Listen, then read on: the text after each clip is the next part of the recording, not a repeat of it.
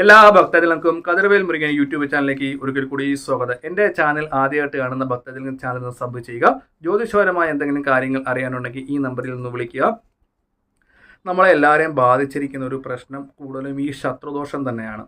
ശത്രു എന്താണ്, ശത്രു ആരാണല്ലേ? എവിടെ ചെന്നാലും കേൾക്കുക എനിക്ക് ശത്രുദോഷമുണ്ടെന്ന് വിചാരിക്കും. നമ്മളൊരു കാര്യം മനസ്സിലാക്കേണ്ടത്, ശത്രുദോഷമില്ലാത്ത മനുഷ്യരില്ല. ഇപ്പം ഞാൻ പെട്ടെന്ന് ഒരു കാറ് മേടിച്ച് എൻ്റെ വീടിൻ്റെ അടുത്ത പരിസരവാസികൾ, എൻ്റെ ബന്ധുക്കാർക്കത് കാശായി, തിരുമേനിക്ക് കാശായി, പുള്ളി വണ്ടിയൊക്കെ എടുത്ത് കാറൊക്കെ എടുത്ത് ഇതിങ്ങനെ 10 തവണ പറയുമ്പോൾ എനിക്ക് പ്രാക്കായി, നെഗറ്റീവായി. പക്ഷേ ഞാനൊരു ഈശ്വരാനുഗ്രഹമുള്ള ഒരു വ്യക്തിയാണ് എങ്കിൽ എനിക്ക് ഈ പറയുന്ന അവരിൽ നിന്ന് പറയുന്ന നെഗറ്റീവ് എനർജി എന്നെ ബാധിക്കത്തില്ല. അവിടെയാണ് ഈശ്വരാനുഗ്രഹത്തിന് പ്രസക്തിയാതിരിക്കുന്നത് അല്ലേ? അപ്പം ഈ ശത്രുദോഷത്തിന് എന്താണ് ശരിയായ രീതിയിലുള്ള വഴിപാട്? കണ്ണുദോഷം ഉണ്ടാകാം, ആഭിചാരദോഷങ്ങളുണ്ടാകാം, പല ശത്രുക്കളുടെ ഉപദ്രവം മൂലം നമുക്ക് മംഗല്യ തടസ്സം നേരിടാം. അതേപോലെ തന്നെ ജോലിയിൽ തടസ്സം ഉണ്ടാകും. ഏറ്റവും കൂടുതൽ സാമ്പത്തികപരമായ തടസ്സമാണ് ഈ ജോലിയിൽ ഉണ്ടാകുന്ന ഈ ശത്രുദോഷം കൊണ്ട്. അപ്പോൾ നമുക്ക് പരിഹാരം എന്ന് പറഞ്ഞാൽ ശത്രുദോഷത്തിന് ഞാനത് വ്യക്തമായ രീതിയിൽ തന്നെ പറഞ്ഞുതരാം. ശത്രുദോഷമുള്ളവർ ചെയ്യേണ്ട കാര്യങ്ങൾ, നമ്മുടെ വീടിൻ്റെ അടുത്തുള്ള തൊട്ടടുത്ത് ദേവീക്ഷേത്രം കാണും. ഈ ദേവീക്ഷേത്രത്തിൽ പോയിട്ട് ഒരു കരിക്ക് മേടിക്കുക.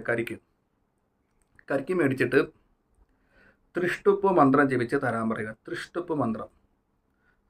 ത്രിഷ്ടുപ്പ് മന്ത്രം ജപിക്കുന്ന സമയത്ത്, അതായത് കരിക്ക് താഴെ മേളും ചെത്തണം, നല്ലപോലെ ചെത്തി തരാൻ പറയണം. താഴെ ചെത്തുന്നത് തിരുമേനിക്ക് വെച്ച് ജപിക്കാനുള്ള സൗകര്യത്തിനാണ് താഴെ ചെത്താമെന്ന് ഞാൻ പറഞ്ഞത്. അപ്പോൾ ത്രിഷ്ടുപ്പ് മന്ത്രം ജപിച്ച് ദേവീക്ഷേത്രത്തിൽ ചെയ്യേണ്ടതാണ്. എല്ലാ ദേവീക്ഷേത്രത്തിലും ചെയ്യും. നമ്മൾ ഒന്ന് തിരുമേനിയായിട്ടൊന്ന് സംസാരിച്ചതിന് ശേഷം മാത്രം അദ്ദേഹം കൊണ്ടുവരാൻ പറഞ്ഞെങ്കിൽ ഇത് മാത്രം ഇത് ചെയ്യുക. ചില ക്ഷേത്രത്തിൽ ചെയ്യുമെന്ന് നോക്കുവാണെങ്കിൽ അവിടെ നിൽക്കുന്ന ശാന്തിമാർക്ക് ചില കാര്യങ്ങൾ അറിയത്തില്ല. അത് നമ്മൾ പ്രത്യേകമായിട്ടൊന്ന് പറഞ്ഞു കൊടുക്കണം. ഇപ്പോൾ ത്രിഷ്ടുപ്പ് എല്ലാ ക്ഷേത്രത്തിലും ചെയ്യാനുള്ളൊരു വിധിയുള്ളതാണ്. അത് അഗ്നിമന്ത്രമാണ്. അത് ഭയങ്കര പവർഫുള്ളായിട്ടുള്ളൊരു മന്ത്രമാണ്. അതായത് ശ്രീരാമചന്ദ്രൻ സമുദ്രത്തെ അമ്പ ചെയ്തത് ത്രിഷ്ടുപ്പ് ചൊല്ലിയാണ്. അതുകൊണ്ടാണ് സമുദ്രത്തിൽ സേതുബന്ധനം നടത്താൻ പറ്റിയത്.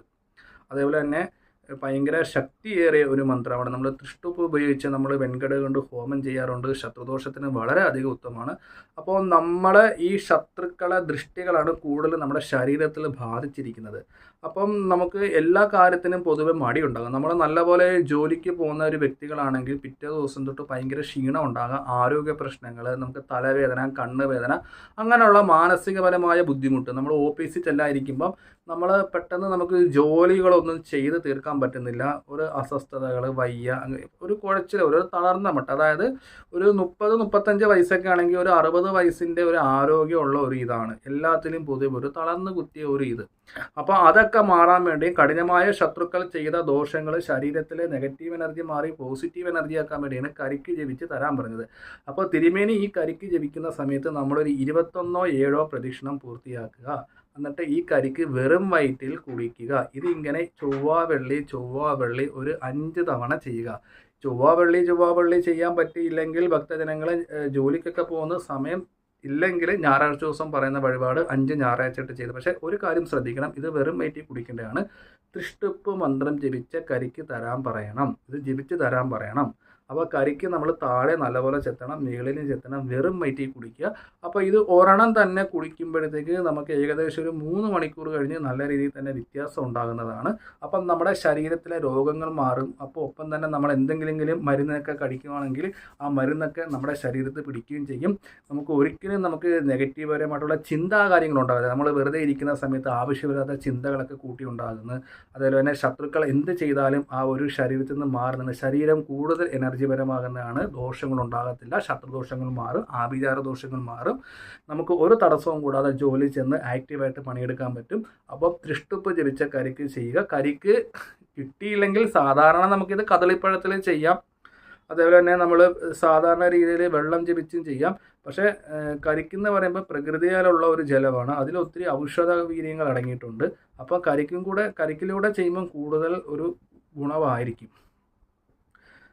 കരിക്ക് അഥവാ പറ്റിയില്ലെങ്കിൽ കദളിപ്പഴത്തിൽ ചെയ്യുക. എന്തായാലും നമ്മളിത് വെറുമായിട്ട് ചെയ്യുക.